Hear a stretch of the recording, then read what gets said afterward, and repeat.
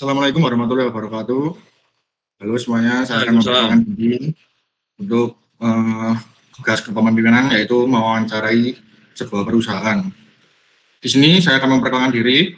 Saya Muhammad Arfan Febriansyah dengan NIM 23115406. Lalu ada Sakti Indra Heradewa dengan NIM 23115419. Lalu ada Aditya Akbar Kausar dengan NIM 23115408. Lalu ada Erangga Bagus Madani dengan NIM 23115421. Nah, di sini ada Mas Sandi sebagai orang yang akan kita wawancari. Nah, Mas Sandi di sini bisa memperkenalkan diri, nama dan asalnya. Selamat. Ya. Oke, terima kasih. Selamat siang teman-teman semuanya. Salam kenal. Saya Sandi Maulana. Ini katanya mau wawancara terkait apa ini? Perusahaan ya. Jadi saya sendiri sebagai pengurus yang ada di perusahaan ini. Jadi monggo kalau teman-teman ada yang mau tanya tentang apa, monggo. Saya sebagai di sini sebagai narasumber gitu. Monggo teman-teman. Oh ya, langsung aja ya Mas. Apa sih Mas Anda itu arti integritas bagi Anda sebagai pemimpin di perusahaan Anda? Integritas ya Mas. Ya Mas. Ya, oke. Kalau integritas sendiri kan nilai kejujuran, tanggung jawab gitu ya. Jadi yang paling penting sih terkait integritas itu konsisten bisa jadi juga. Jadi kalau misalnya kita memimpin perusahaan ya apapun resikonya, apapun kendalanya ya kita harus siap gitu, konsisten sama tanggung jawab. Jadi kalau misalnya ada pekerjaan yang belum terselesaikan ya kita sebagai perusahaan ya sebaiknya ya menyelesaikan pekerjaan itu seperti itu. Kalau misal terkait kejujuran ya kalau integritas ya tetap kejujuran nomor satu karena di balik itu kalau misalnya ada peran integritas kalau nggak ada nilai kejujuran ya pasti ya akan bobrok itu sih Mas. Yang penting dari kita sendiri bisa jujur, tanggung jawab sama komitmen sama konsisten seperti itu. Itu Mas semuanya. Ada lagi? Oke, Mas, saya mau bertanya, Mas. Jadi, bagaimana Anda menerapkan kejujuran dan tanggung jawab dalam mengelola produksi sehari-hari, Mas? Oke, berarti ini nyambung lagi ke integritas ya. Jadi kan Oke, integritas tadi kan ada nilai tanggung jawab, ada nilai kejujuran, komitmen dan lain. Kita balik lagi ke kejujuran sama tanggung jawab di dalam perusahaan ya, Mas. oke, Mas. Nah, itu. Jadi kejujuran sama tanggung jawab itu beda makna tapi satu arti gitu. Jadi kalau kejujuran itu ya dalam satu perusahaan ya memang harus jujur dalam artian jujur dalam bekerja, terus membuat laporan, membuat ya membuat laporan, terus berkaitan sama orang-orang kita mau bicara, jadi kan harus jujur. Kalau di sini di perusahaan kami itu kan kita kan sebagai bengkel bubut ya. Jadi kalau kejujuran itu dalam artian laporan dalam artian laporan keuangannya. Kita harus harus sinkron dengan apa yang kita keluar dan kita masuk gitu. Kalau dibalik itu selain itu mungkin di barang. Jadi takutnya kalau dari sini tuh misal dari pemilik dari kami bengkelnya mungkin biayanya estimasinya contoh ya ini ya misal biaya satu barangnya bubut habis 1 juta biasanya kan kalau ada kalau disuruhkan orang gitu kan bisa jadi 1,5 juta gitu-gitu. Jadi emang kita harus pintar-pintar. Jadi kalau misal ada dari pengecoran pabrik pengecoran biasanya kan ada orang yang pihak kedua gitu ke sini nanti Mas biar berapa jasanya Mas 1 juta tapi bilang bilang sama bosnya 1,5 juta nah gitu yang membuat jadi masalah. Kalau terkait tanggung jawab ya mungkin dalam hal pekerjaan kalau misal barangnya harus bisa selesai 3 hari misalnya harusnya 3 hari nggak boleh lebih dari 3 hari gitu itu sudah masuk tanggung jawab seperti itu Mas. Oh, oke, Mas. Lalu, Mas, pernahkah Masnya menghadapi dilema antara target produksi dan kualitas atau keselamatan kerja? Bagaimana Anda mengambil keputusan?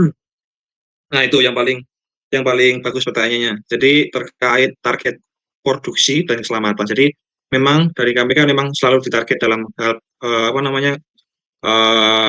target produksi ya kalau misalnya target produksi yang meningkat otomatis kan jam kerjanya juga meningkat. Nah itu yang paling ditakutkan dari kami kan kita sering-sering lembur gitu jadi sampai jam 10 malam sampai jam 9 malam jadi dari pagi sampai segitu kan memang keselamatan kerja kan nomor satu takutnya kalau udah sore biasanya kan teman-teman pada capek gitu-gitu. Nah ya mungkin kalau kita cara mengatasinya ya cuma kasih alat yang memadai untuk keselamatan dia contoh misal eh, sarung tangan untuk apa, untuk pekerjaan, untuk bubut, atau mungkin helm safety itu juga bisa. Kadang kita juga pakai, apa namanya, sepatu boot yang buat apa, yang sepatu boot gitu loh, gitu-gitu sih, Mas. Jadi, walaupun kualitas produknya meningkat, tapi kita nggak lupa dengan K3, keselamatan kerja itu, seperti itu. Oke, sekarang giliran saya Mas untuk bertanya, Ya. bagaimana sih sikap Mas Sandi terhadap praktik tidak jujur seperti kayak manipulasi laporan atau pelanggaran prosedur dari bengkel buku tersebut, Mas? Ya, pasti ya, saya juga pasti sikapnya ya tetap tetap itu ya, tetap apa, ya tetap mesti ya tetap marah lah, walaupun kalau ada oknumnya seperti itu. Karena lama-kelamaan seperti itu kan jadi biaya kita kan jadi bengkak, jadi nggak kontrol gitu-gitu. Lama-kelamaan ya mungkin 1, 2 hari, 3 hari sekali, mungkin nggak kerasa seperti itu, tapi kan untuk jangka panjangnya mesti juga bakal kerasa. Nah, ya untuk mengatasi seperti itu ya, kalau misal ada oknum seperti itu ya kita, ya dari saya ya sikapnya ya dibuang orang itu, maksudnya kita nggak hubungan lagi dari sama orang itu, seperti itu sih. Takutnya kan itu kan ganggu gitu loh, Hmm. itu, Baik, Mas. Mas. Sekarang dalam tekanan target dan waktu nih, bagaimana Masnya itu menjaga keputusan tetap adil dan transparan? Kita kan dalam artian kalau misal keputusan waktu dan apa namanya, target, jadi kan memang dari kami kan, ditarget ya teman-teman. Jadi misal satu barang itu selesai, ini misal ada barang ini datang, ini bisa berapa hari misal contoh. Nah, nanti kita bentuknya, 1 hari ini dapat dapat dapat bisa dapat satu barang ini bisa dapat berapa hari. Contoh misal satu barang bisa selesai 3 hari, ya nanti kita, obrolannya dengan tukang seperti itu. Jadi misal 1 hari dapat satu barang ini bisa 1 hari juga, ya itu lebih banyak. Maksudnya dari tukangnya lebih banyak dapat persenannya gitu-gitu. Jadi telah masalah transparan itu kan dari kami sama tukang. Tapi selama ini juga juga adil karena kita emang berkomunikasi langsung tukang ini bisa berapa hari, ini bisa berapa hari gitu gitu, enggak gimana-gimana seperti itu, Mas. Oke, selanjutnya dari saya, bagaimana cara Masnya menanamkan nilai disiplin dan kejujuran pada tim produksi? Oh gitu. Nilai disiplin yang paling pertama adalah itu, apa namanya, tepat waktu. Pertama itu disiplin. Jadi misal kita kan kerja kita kan jam 8 sampai jam 4 gitu ya. Jadi ya waktu waktu itu yang kita manfaatkan gitu, nilai pertama yang disiplin. Terus yang kedua tentang, pekerjaan, disiplin pekerjaan. Kalau misal pekerjaannya rapi, bagus, ya bakal bakal hasilnya juga bakal bagus. Tapi kalau misal dia, udah rangenah, maksudnya dalam artian udah belepotan gitu-gitu, ya bakal bakal jelek hasilnya gitu. Nilai disiplinnya seperti itu. Tapi yang paling utama kan tentang waktu ya teman-teman. Jadi, kalau misal waktunya kita slow banyak, ya bakal nggak kemerungsung, dalam artian nggak tergesa-gesa gitu-gitu. Terus terkait kejujuran ya kalau dari kami kan memang, langsung baik sama tukang. Jadi, kalau misal, barangnya udah selesai 1 atau 2 hari, ya kita harus diinfo gitu-gitu. Takutnya kalau misal udah lama belum dikerjain, padahal udah dikerjain tapi ya kebanyakan kan gitu-gitu, ya kita juga nggak sinkron sama tukang, seperti itu sih. Pernahkah Masnya menghadapi konflik kepentingan di lingkungan kerja dan bagaimana cara Masnya menyikapinya? Nah, itu konflik. Kebanyakan sih konflik, sama tukang yang dari Bogor sini mungkin, contoh misal gini, dia, misal kerja di sini jam 8 sampai jam apa namanya, jam 8 sampai jam 4. Nah, ada tukang yang minta gini, misal jam 12 sudah selesai, terus minta mau pulang. Nah, padahal dia bekerja di tempat lain. Nah, gitu-gitu kan, kita kan takutnya kan kalau misal nanti dia, sama bosnya yang lain bisa, "Ini kemarin harganya segini." Nah, gitu-gitu kan malah jadi konflik juga. Terus terkait ada tukang juga yang, apa namanya, ngambil barang dari sini, dalam artian, dia punya pesanan sendiri terus ngambil barang dari sini. Nah, itu juga masalahnya. Mungkin kita menyikapinya ya kita bicarakan baik-baik. Maksudnya kan ini kan kita kerja sama tukang, kalau nggak ada tukang juga nggak bisa gimana-gimana. Jadi ya kejujuran itu nomor satu. Jadi harus harus jujur, harus komitmen sama satu bos itu, gitu. Kalau misalnya udah nggak komitmen, ya saya juga nggak bisa apa-apa. Mungkin ya bisanya cuma monggo sama bosnya yang lain aja, gitu-gitu sih, Mas. Oke, menurut Mas Andi itu apa tuh peran pemimpin dalam mencegah penyalahgunaan wewenang atau praktik korupsi di perusahaan? Yang pasti peran pemimpin yang pertama juga dia juga nggak ngajarin korupsi, itu paling pokok. Kalau misal pemimpinnya udah korupsi, ya pasti bawah-bawahnya juga akan korupsi, gitu-gitu. Jadi peran pertama ya kejujuran dari pemimpin itu. Aku yakin kalau misal pemimpin udah jujur, pasti bawah-bawahnya juga akan jujur. Nggak mungkin kalau nggak jujur. Jadi yang paling kunci utama itu ya kejujuran itu dari pemimpinnya. Seperti itu sih, Mas. Ya, Mas. Lalu gimana Mas Sandi itu memastikan pengawasan dan penilaian kinerja dilakukan secara objektif, Mas? Kalau terkait pengawasan itu gimana ya?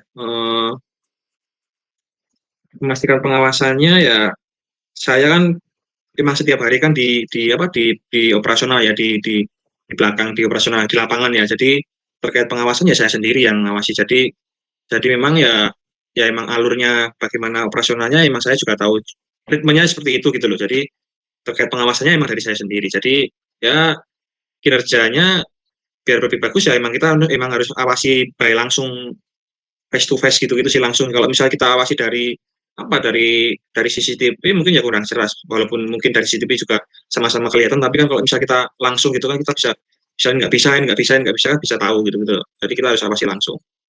Tuh, Mas.